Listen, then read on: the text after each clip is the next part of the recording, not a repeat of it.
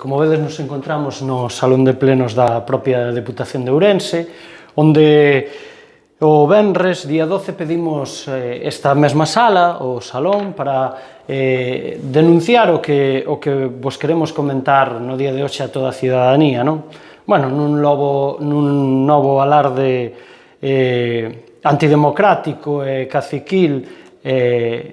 e como nos ten acostumados o señor presidente, pois nos denega a entrada, vedes que a porta está pechada e, polo tanto, bueno, vos informaremos agora dende a propia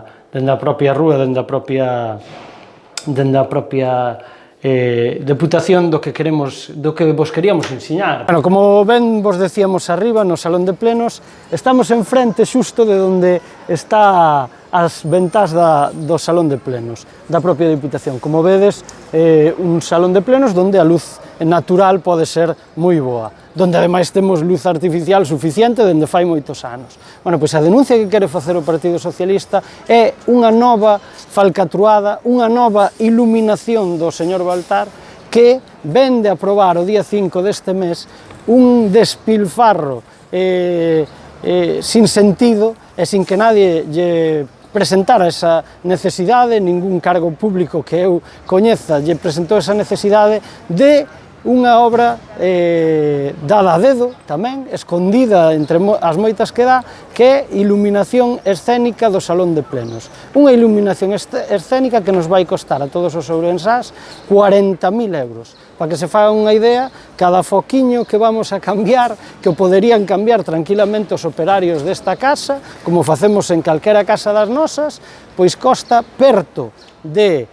o precio máis o IVA máis o beneficio industrial perto de casi 500 euros. Un precio moi por enriba do precio establecido para